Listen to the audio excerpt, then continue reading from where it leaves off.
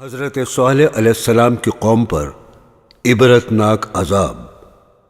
حضرت صالح علیہ السلام نے حضرت ہود علیہ السلام کی طرح اپنی قوم کو نصیحت کی، لیکن یہ ظالم قوم نہیں مانی اور یہ لوگ پہلے سے زیادہ کفر کرنے لگے۔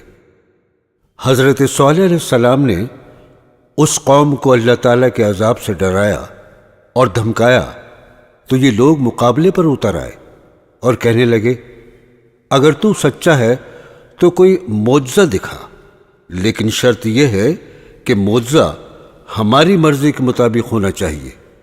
اگر ایسا ہوا تو ہم تم سے وعدہ کرتے ہیں ہم ضرور ایمان لے آئیں گے۔ اس قوم کے لوگوں نے کہا، آپ ایسا کریں کہ بستی کے کنارے جو پتھریلی چٹان ہے اس میں سے ایک دودھ دینے والی 10 ماہ کی حاملہ اونٹنی نکالیں جس کا رنگ سرخ ہو۔ حضرت صالح علیہ السلام سے یہ مطالبہ کر کے وہ لوگ ایک طرف بیٹھ گئے اور ان کا مذاق اڑانے لگے۔ ایک کہنے لگا، اونٹنی 10 ماہ کی حاملہ ہو۔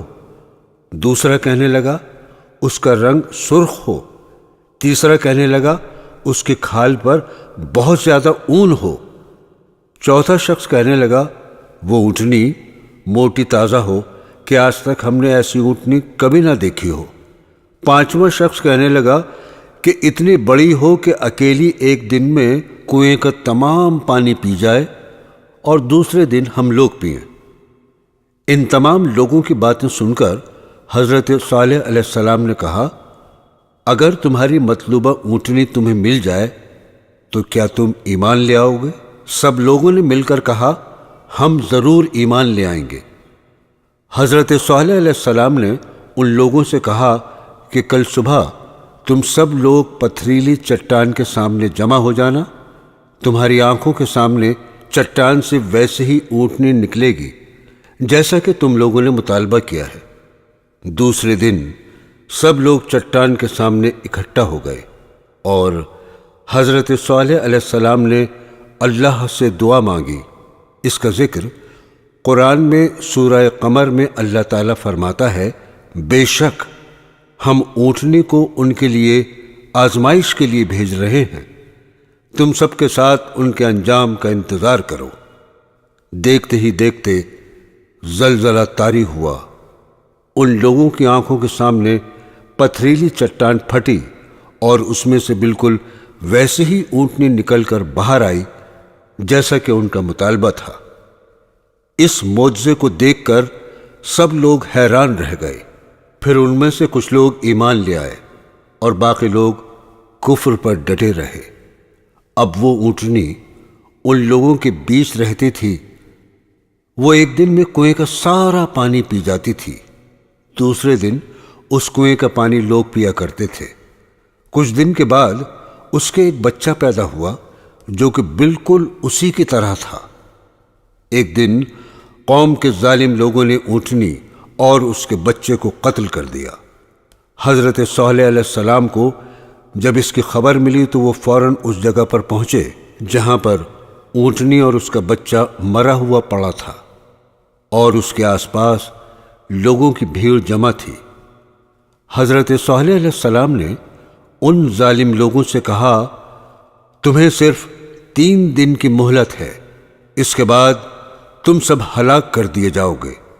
ان لوگوں نے کہا، اگر تو سچا ہے تو ہم پر عبرتناک عذاب نازل کر دے۔ یہ کہہ کر وہ لوگ چلے گئے اور آپس میں حضرت صالح علیہ السلام کو قتل کرنے کا منصوبہ بنانے لگے۔ حضرت صالح علیہ السلام کا گھر ایک پہاڑی پر تھا۔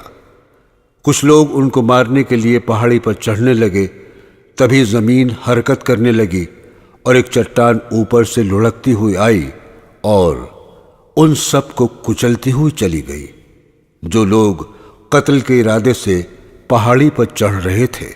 اب اللہ تعالیٰ کے عذاب کی ابتدا ہو چکی تھی۔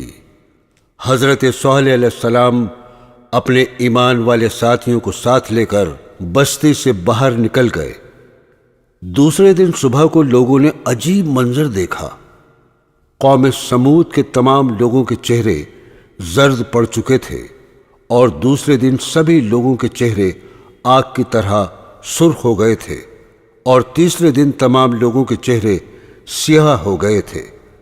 اپنی یہ حالت دیکھ کر لوگ رونے لگے، چلانے لگے۔ اللہ تعالیٰ نے انہیں پہلی قوموں کی طرح ایک ہی عذاب نہیں دیا، بلکہ طرح طرح کے عذاب دیے۔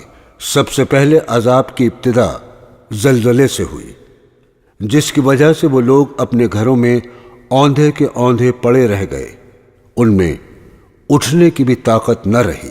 پھر آسمان سے سخت کڑاکا ہوا، اس کی ہولناک دہشت انگیز چنگھاڑ نے ان کے بھیجے پھاڑ دیے۔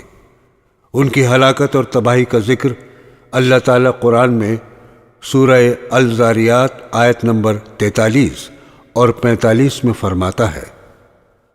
اور قوم سمود کے قصے میں بھی عبرت ہے کہ جب ان سے کہا گیا تم کچھ دن تک فائدہ اٹھا لو، پھر اس کے بعد ایک دردناک عذاب آئے گا، اور دیکھتے ہی دیکھتے وہ ساری قوم ہلاک ہو گئی۔ وہ نہ تو کھڑے ہی ہو سکے اور نہ ہی وہ لوگ بھاگ سکے۔ اللہ تعالیٰ کا عذاب اسی طرح آتا ہے۔ ایسے ہی معلوماتی واقعات کے لیے ہمارا چینل ضرور سبسکرائب کریں اور بیل آئیکن دبانا نہ بھولیں، تاکہ ہر نئی آنے والی چیز کا نوٹیفیکیشن آپ تک پہنچتا رہے۔